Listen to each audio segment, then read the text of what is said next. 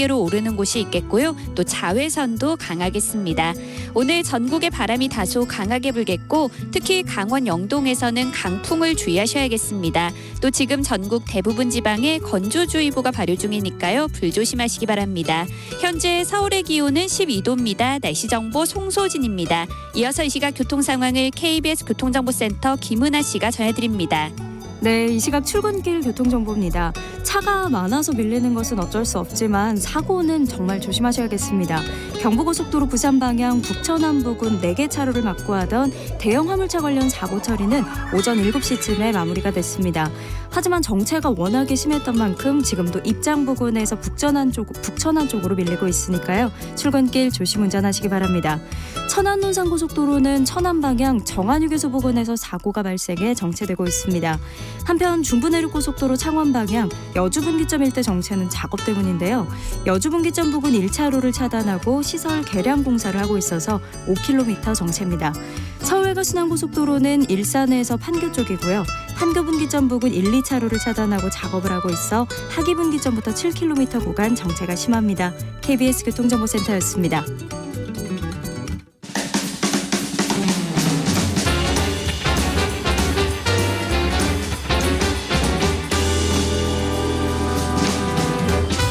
여러분의 아침을 책임집니다. 김경래의 최강 시사.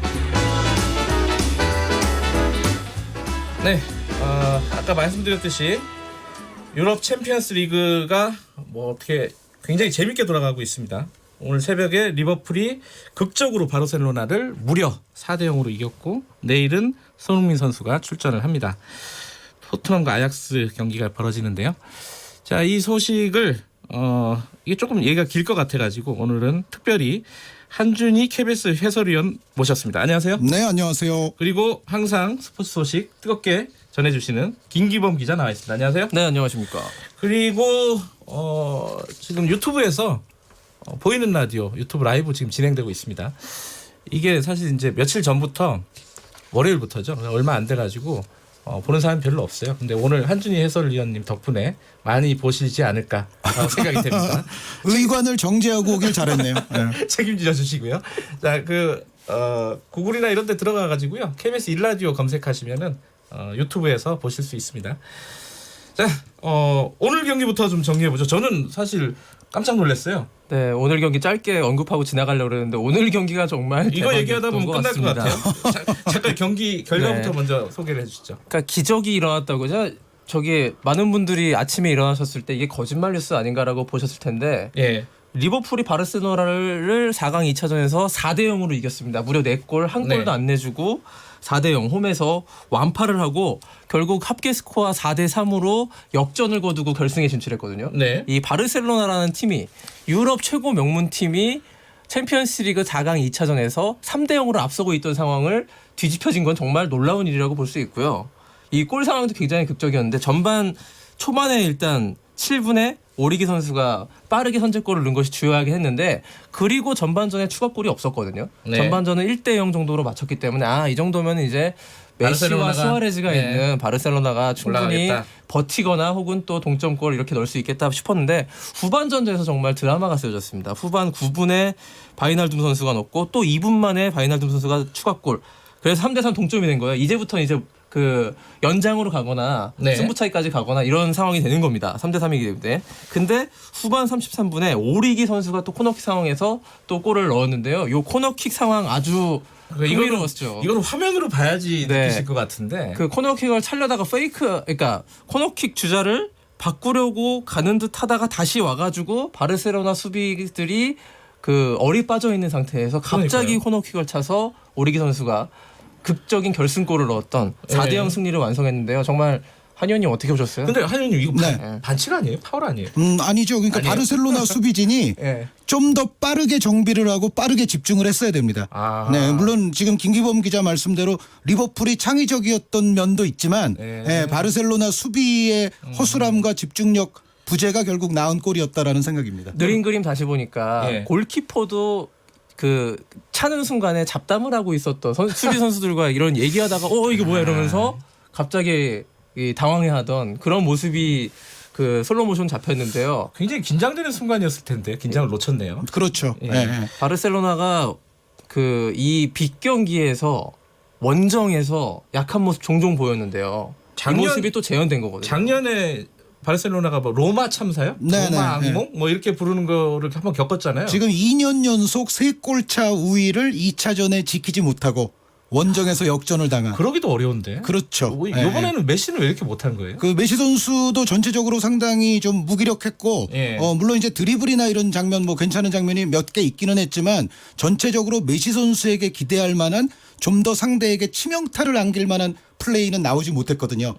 그리고 전체적으로 이제 메시 선수, 수아레스 선수가 또 압박의 어떤 강도가 조금 약했어요. 전방에서의 에너지 레벨이 조금 떨어지다 보니까 네. 그것이 전체적으로 또 바르셀로나 수비에 부담을 준 면도 없지 않아 있는데 기본적으로 바르셀로나의 대패에는 저는 가장 큰 몫은 발베르데 감독에게 있다고 봅니다. 감독에게요? 예, 일단 선발 라인업에서 조금 미스가 있었다는 생각이고요. 그리고 예. 그 선발 라인업이 좋지 않은 흐름으로 가고 있을 때 어떤 대응책을 제대로 내놓는 데 있어서도 발베르데 감독이 좀 부족했다라는 판단입니다. 지금 거기가 열린 데가 지금 이제 리버풀 홈에서 열린 거죠? 그렇죠. 안필드의 네, 기적이죠. 안필드. 예. 네, 리버풀이요. 예. 기적을 종종 연출하는 팀이긴 했는데 저는 오늘 경기 결과 보고 몇 년 전이죠? 한 10년 전 그 리버풀 그 이스탄불의 기적이 생각났고요. 10년보다는 네. 좀 더 됐죠. 저는 모르는 얘기입니다. 자, 그 유튜브에서 사일런트 아웃사이더 여기 이름이 어려워요. 근데 엠필드에서 지금 축제 중이다. 영국 가고 싶다. 근데 저분은 아웃사이더인데 저 인사이더가 되고 싶은 모양이네요. 왜요? 네, 네. 축제 중인 곳을 축제 가고 싶어 하시니까. 네. 저도 가고 싶긴 하네요. 자, 근데 뭐 이 리버풀하고 바르셀로나 경기 얘기를 하면은 오늘 시간이 끝날 것 같으니까 빨리 좀 넘어갈게요. 네. 내일 경기 사실 얘기하려고 모셨는데 내일 이제 토트넘 새벽 몇 시죠? 김기훈 기자? 4시 4시에 열립니까? 그러면 내일 우리가 만날 때는 경기 결과가 나와 경기 있겠네요. 결과 나와 있죠. 예. 자, 그 토트넘하고 아약스 일단은 아까 민동기 기자가 뉴스 브리핑하면서 저한테 살짝 그랬어요. 누가 이길 거라고 예상하는지 한준희 위원께서 그게 궁금하다. 또 일단 저 예언하셔야죠. 예언을 한번 해주시죠. 제가 네. KBS의 이광용의 옐로우 카드를 비롯해서 네. 몇 개 프로그램에서 리버풀 바르셀로나 결과는 정확하게 예측을 했어요. 4대 0으로요? 그러니까 흐름적으로 두 팀 중에 한 팀이 확 앞서는 내용이 될 것이다 그랬는데 1차전, 2차전이 다 그랬거든요. 그러면서 리버풀이 약간 우세하다고 해서 그거는 제가 맞췄는데 네. 이 토트넘 아약스는 이제 제가 그 같은 프로그램에서 어떻게 예상을 했냐면 네. 전체적으로 이 두 팀은 기본적으로 팽팽한 승부가 된다. 그 1차전도 한 골 차이밖에 안 났잖아요. 그러네요. 예. 그래서 결국은 이 2차전의 경우에도 어디가 이기든지 제가 봤을 때는 한 골 승부에 가까워요. 두 팀의 전력은 기본적으로 우열을 가리기가 조금 힘들고 이제 예. 바르셀로나 리버풀 같은 경우는 스타일과 장단점의 차이가 극명하기 때문에 장점이 살아나고 단점이 부각되는 날은 한쪽으로 확 갈 수가 있거든요. 그런데 네. 아약스와 토트넘은 제가 봤을 때는 확 가는 그런 상황보다는 예. 굉장히 치고받는 팽팽한 상황이 좀 지속되지 않을까라는 생각이어서 네. 예측은 어렵습니다. 누가 이길 거냐고 여쭤봤더니 되게 어려운 말씀만 해주시고 저는 오늘 새벽 네. 이 리버풀 바르셀로나전을 이 두 팀이 봤을 거고요. 네. 두 팀 다 굉장히 조심할 것 같습니다. 예. 어떤 부분? 어떤 일이 일어날지 모른다. 수비를 좀 탄탄히 하는 그런 네. 전술을 쓰지 않을까라는 생각을 하고요. 토트넘은 반대로 좀 저 희망을 좀 보지 않았을까. 우리도 좀 이런 역전의 분위기 흐름을 타고 그렇죠. 역전을 해야 되는 우리도 상황이죠, 할 수 있다. 토트넘이. 게다가 손흥민 선수가 돌아오지 않습니까? 강력한 공격수가 돌아오기 때문에 2차전에서는 토트넘 승리를 저는 뭐 예측이라기보다 간절히 원하고 있습니다. 예. 제가 약간 반론을 하자면 예. 두 팀이 마냥 수비적이지는 저는 않을 거라고 예측을 해요. 왜 그러냐면 기본적으로 토트넘은 일단 한 골 넣어야 되거든요. 한 골을 못 넣으면은 경기 자체가 메이드가 되지 않습니다. 그러네요. 그래서 예. 토트넘 입장에서는 일단 선제골을 최소한 얻을 때까지라도 공격적으로 해야지 마냥 수비적으로 도저히 할 수가 없는 흐름이에요. 그리고 아약스는 기본적으로 수비적인 팀이 아닙니다. 아하. 네, 그러니까 약간 투박하지만 그 대신 조금 더 빠르고 젊은 바르셀로나 스타일이에요. 네, 그래서 아약스의 스타일과 토트넘의 현재 처한 상황을 봤을 때는 이 경기가 양 팀 모두가 물론 골을 먹는다는 것은 굉장히 큰 일이기 때문에 네. 밸런스에는 신경을 많이 쓰겠죠. 하지만 그렇다고 해서 두 팀이 수비적으로 나갈 것 같지는 않다는 생각을 저는 합니다. 예전에 그 김기원 기자가 이 아약스를 도깨비 팀이라고 네, 그랬죠. 이게 강팀들을 뭐 연속으로 잡았으니까요. 레알 마드리드 잡았고. 근데 만약에 토트넘이 1대 0으로 이기게 되면 어떻게 되는 거예요? 이게 그러면은 룰이? 이제 그 똑같이 되는 거죠. 한 예. 골씩 한 골씩 넣기 때문에 그 다음에 연장, 그 다음에 승부차기로 가는 건데요. 승부 차이까지 갈 때까지 네. 가고 나서 결정한다. 두 팀 다 원정에서 골 넣는 거 아닙니까? 예. 근데 한 의원님, 네. 1차전 졌잖아요, 토트넘이. 네. 그게 손흥민 선수가 출전을 못한 영향이 있는 겁니까? 치명적인 원인 중에 하나죠. 그래요? 네, 네. 저는 잘 그러니까- 모르거든요. 손흥민 선수가 올 시즌 엄청난 활약을 했다는 건 아시잖아요. 예. 그 엄청난 활약을 한 특히 포지션도 공격수인 선수가 그나마 케인 선수까지 없는 상황에서 이 선수가 없었을 때 이거는 상식적으로도 굉장히 치명적인 타격이라고 아니할 수가 없거든요. 그런데 그러니까 토트넘에게 가장 치명적이었던 것은 말씀드렸던 대로 아약스가 중원에서의 아기자기한 세밀한 창의적인 플레이가 상당히 강한 팀이에요. 네. 그리고 공격수들까지도 사실 개인 전술이라든가 유기적인 위치 변경에 상당히 능한 팀인데 네. 문제는 이제 이런 스타일이니만큼 약간 뒷공간에는 수비 허점이 좀 있습니다. 그런데 토트넘이 그날 1차전에서 보면 전반전에는 사실 포체티노 감독이 포메이션을 좀 잘못 들고 나오는 바람에 중원에서 아예 아약스에게 밀려버렸어요. 네. 그래서 좀 안 좋은 흐름이 됐었는데 그것을 시소코 선수를 교체 투입하면서 시정을 해서 그다음부터는 토트넘이 흐름이 괜찮았거든요. 네. 그러니까 아약스의 중원에서의 볼을 토트넘이 끊어내는 빈도가 높아졌는데 그랬을 때 손흥민 선수가 존재했더라면 끊어낸 볼을 손흥민에게 연결시켜서 손흥민 선수가 뭔가 아약스에게 정말 치명타를 안길 수 있는 그런 상황이 저는 자주 나왔을 거라고 보는데 손흥민 선수가 없다 보니까 결국은 좋은 흐름을 만들고도 골을 넣을 만한 선수가 없었던 토트넘이 그 아픔이 있었죠. 맞아요. 그렇군요. 끊어냈고 속공. 손흥민 선수 정말 빠르잖아요. 이 치고 달리는 능력이. 그래서 네. 손흥민 선수의 존재가 있고 없음에 따라서 토트넘의 어떤 공격 전술은 큰 차이가 있죠. 근데 지금 그 손흥민 선수가 EPL에서 지금 그 네. 퇴장당했잖아요. 네. 퇴장당하고 앞으로 3경기 출전을 못한다. 근데 우리 프로그램 PD가 저보다 축구를 잘 모르거든요. 근데 출장 정지당했는데 다음 경기에 어떻게 나오냐 아약스에 이거 잔인하게 좀 얘기해 주세요. 그건 리그 리그가 정규 다르다. 리그와 네. 챔피언스 리그는 전혀 다른 것이고요. 근데 여쭤보려고 네. 하는 거는 그런 상황이 손흥민 선수한테 좀 부담되지 않을까? 저는 부담이 된다고 생각하는데 네. 한 의원님 생각은 다르실 수 있지만 저는 손흥민 선수가 이렇게 시즌 막판에 그 불미스러운 반칙으로 인해서 그러니까요. 퇴장을 당하고 징계까지 받은 상황이 심리적인 영향을 아무래도 미치지 않을 수는 없다고 생각이 돼요. 근데 이걸 잘 극복하는 게 중요하죠. 한 의원님 어떻게 저는 생각하세요? 김기범 선생 이야기에 오늘 반론을 하기 위해서 이 자리에 나온 것 같은데 김기범 선생 환영합니다. 저는 오히려 긍정적일 수도 있다. 왜 그러냐면은 아하. 손흥민 선수에게 이제 올 시즌이 이 한 경기로 끝날 수도 있습니다. 왜냐하면 손흥민 선수는 아시다시피 지금 프리미어 리그 내에서는 징계를 받았기 때문에 출전을 못하고요. 마지막 남은 리그 경기에는 출전을 못하거든요. 네. 그리고 다음 시즌까지 그게 연결이 됩니다만 어찌됐건 리그 경기는 이제 끝났어요. 네. 그리고 다른 컵이 남아있지도 않습니다. 토트넘이. 예. 고로 이번 챔피언스리그 준결승 2차전에서 아약스를 뛰어넘지 못한다면 손흥민 선수의 시즌은 이걸로 끝이에요. 그렇다면은 손흥민 선수에게 그런데 여기서 이제 아약스를 극복하게 되면 챔피언스리그 결승이라는 역사적인 큰 무대 한 경기가 더 생깁니다. 아하. 제가 봤을 때는 아하. 손흥민 선수가 오히려 예. 퇴장 징계로 인한 어떤 그런 지금 상황에 놓인 것이 마지막 경기를 할 것이냐 큰 경기를 한 번 더 할 것이냐라는 차이를 지금 만들어냈거든요. 예. 그렇게 보면은 손흥민 선수의 동기부여는 저는 하늘을 찌를 거라는 승부욕이 생각입니다. 더 활활 네. 타오를 수 있다. 예. 그럴 수 있겠네요. 사실 따지고 보면은. 인정합니다.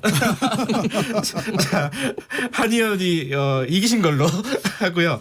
근데 그 지금 아약스하고 토트넘의 상황을 잠깐 보면요.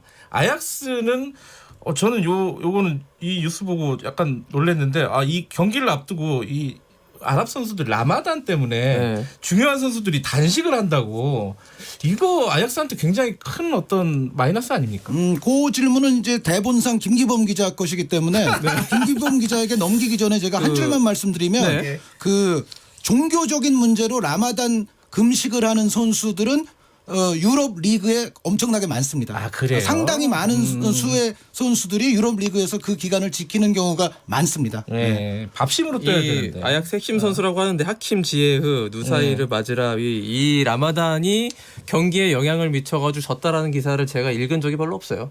사실은. 아, 그래요? 예, 나름대로 준비할 것이고 이 라마단 금식을 한두 번 해본 선수들이 아니라고 저는 보여지기 때문에 네. 저는 또 한 의원님 의견 동조하지만 큰 영향은 좀 없다고 생각하는데요. 큰 영향이 있을 것을 소망하는 기사예요. 그렇죠, 그렇죠. 이걸 변수가 있다라고 하면서 토트넘의 어떤 우세를 좀 바라는 그런 기사와 팬심이 합해진 어떤 내용이 아닐까 싶습니다. 김기범 기자는 기자로서 다른 기자들의 심리를 분석하는 그런 기자인 것 제가- 같고요. 요 말씀은 제가 동조를 할게요. 감사합니다. 그러니까 라마단 금식이 제가 많은 선수들이 그것을 한다는 말씀을 예. 드린 이유가 그만큼 이 기간에 대한 경험도도 이제는 상당히 축적이 돼 있다. 그러니까 네. 팀에서도 알아서 또 이런 선수들을 좀 특수 관리를 할 것이다라는 생각입니다. 근데 손흥민 선수, 이게 토트넘 얘기를 하면은 손흥민 선수는 나가지만은 다른 부상 선수들이 많다면서요. 이건 어떻게 봐야 돼요? 요거는 김기범 기자 대본이 아닌가요? 대본에 없는 말씀이셔가지고. 그런가요? 그러면 제가 일단 한의원님이, 말씀드릴게요. 예. 네, 토트넘은 역시 해리 케인 선수가 나오기가 어렵고 그리고 미드필드에서도 해리 윙크스 선수가 빠지거든요. 그래서 네. 와냐마 선수가 이제 미드필드에는 대체를 해야 될 것이고 공격은 아무래도 손흥민 선수와 루카스 모우라 선수에게 기본적으로는 좀 맡겨지지 않을까 싶어요. 그래서 전체적인 포진을 보면 4-3-1-2 내지는 이제 경기 또 흐름에 따라서는 포체티노 감독은 중간에 포진을 몇 번씩 바꾸는 스타일의 예. 유연성이 있는 감독이라서 손흥민 선수와 모우라 선수의 투톱을 먼저 기용하면서 이것이 그런데 손흥민 또는 모우라의 원톱으로 변하면서 4-2-3-1처럼 될 수도 있습니다. 그래서 전체적인 어떤 내일 경기의 흐름이 토트넘이 이제 투톱으로 나갈 때와 원톱으로 나갈 때를 좀 좌우하지 않겠나라는 생각입니다. 좀 간단하게 설명드리면 손흥민은 공격수로 원톱 아니면 투톱에 쓸 것이다. 그래서 토트넘 이런 게 저야. 그러니까 그런 얘기예요. 사이 뭐 이렇게 나오면은 복잡해요. 축구를 축구 잘 모르는 사람 입장에서 보면은 예. 손흥민은 전방에서 예. 공격을 담당해서 골을 담당하게 될 것이다. 이렇게 예. 간단하게 보시면 되겠습니다. 예. 이 청취자분 중에 손흥민 선수가 결정골을 넣었으면 좋겠지만은 혹여 지더라도 훌륭한 선수이면은 틀림없어. 이렇게 또 이렇게 패배적인 말씀을. 아니, 정말 굳이, 팬들은 이렇게 비관적으로 보고 계시다가 이겼을 때 너무 그렇죠. 기뻐하거든요. 예. 기쁨 2배입니다. 이렇게 되면. 예. 리버풀처럼 돼야죠. 그 관전 포인트라고 이제 보통 마지막에 물어보잖아요. 이게 저는 축구 지식이나 이런 걸로 보면은 한 평균 약간 이하거든요. 그러니까 저 같은 사람들이 경기를 이런 중요한 경기를 또 보잖아요. 뭘 어떻게 보는 게 이번 경기를 즐기는데 핵심이다. 이런 것 좀 한 말씀 들었으면 좋겠어요. 네. 하장님부터 좀. 아까 말씀드렸던 것과 같은 맥락에서 아약스의 최대의 강점은 미드필드에서의 세밀하고 조직적인 플레이에 있습니다. 네. 고로 토트넘이 아약스의 이 미드필드 플레이를 얼마나 제어하고 방해하면서 그 미드필드로부터 볼을 끊어서 자신들의 역습 찬스를 노릴 수가 있느냐. 여기에 저는 승부의 관건이 있다고 보이거든요. 그러니까 네. 토트넘의 강렬한 압박. 오늘 이제 리버풀이 바르셀로나를 강렬하게 압박해서 볼을 많이 탈취했던 것처럼 네. 토트넘의 강렬한 압박과 아약스의 그것에 대응하는 탈 압박, 압박을 벗어나는 또 연계 플레이 이러한 부분이 중원에서 이제 충돌을 하게 될 텐데 여기가 저는 최대의 승부처가 될 수 있다는 생각입니다. 김기용 기자는요? 굉장히 축구적인 관전 포인트 짚어주셨는데요. 저희는 축구 좀 외적인 외적인 거. 예. 그게 더 낫네요. 자, 우리 최고의 스포츠 스타인 손흥민 선수가 예. 어쩌면 마지막 경기가 될 수 있는 그 경기에서 골을 터뜨릴 수 있을 것이냐. 그리고 이 골을 한 골 터뜨리면 시즌 최다골 타이. 아하. 그리고 2골 터뜨리면 시즌 최다골 경신입니다. 이런 기록적인 측면에서 내일 경기는 상당히 중요하다. 그리고 내일 경기가 마지막이 되지 않기를 바라는 어떤 축구 팬들의 모든 소망을 담아서 토트넘의 손흥민 선수가 골을 넣고 자신의 시즌을 연장시킬 수 있는 그런 경기가 되기를 바라는 마음에서 보시면 너무나 흥분되고 재밌으실 겁니다. 근데 토트넘이 올라가면요 이겨가지고 리버풀하고 하면 어떻습니까? 해볼만 합니까? 어떤 같은 프리미어리그 팀이고 예. 뭐 항상 서로가 너무 잘 알지 않습니까? 기본적으로는 해볼 만하죠. 그런데 만약에 토트넘과 리버풀이 만난다. 예. 그러면은 저는 거기서는 그래도 한 6대4 정도는 리버풀이 액면가로는 우세하다라고 말씀드리고 액면가로는, 싶어요. 예, 예. 왜냐하면 그때쯤에는 또 리버풀에 오늘 못 뛰었지만 살라라든가 피르미노 선수가 돌아올 수도 있고 네. 올 시즌 두 팀 간의 두 차례의 대결이 있었는데 예. 리버풀이 다 이겼습니다. 리그에서 2대1로 다 이겼었는데 전체적으로 보면 토트넘이 점유율을 좀 더 많이 가져가지만 리버풀이 항상 승부에서 더 강한 모습을 올 시즌에 보여줬거든요. 그래서 그런 부분들이 리버풀을 약간 이제 우세하게끔 볼 수밖에 없게 하는 원인이 됩니다. 저는요 예, 예. 우주의 기운이 만약에 토트넘으로 모인다면요. 예. 그 일단 4강에 아약스가 올라온 것도 토트넘한테는 좀 반가운 비교적 반가운 팀이었다고 보고 결승에 바르셀로나가 아닌 리버풀이 올라왔다는 것도 그래도 저는 토트넘이 조금 더 어떻게 보면 이길 가능성을 조금이라도 더 찾을 수 있지 않나. 바르셀로나가 객관적인 전력에서 더 좀 위라고 생각되기 때문에. 축구를 너무 이름값으로 따지시는군요. 네.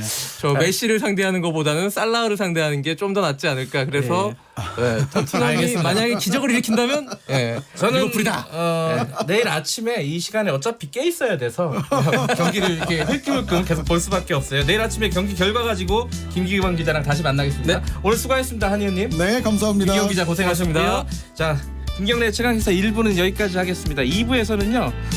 오늘 임기 마치는 분이죠. 민주당 홍영표 원내대표가 원내대표로서의 마지막 인터뷰를 하게 됩니다. 지금 국회 상황 그리고 더불어민주당 상황 얘기 나눠보겠습니다. 아유, 여기 발음이 꼬이네. 잠시 후에 뵙겠습니다.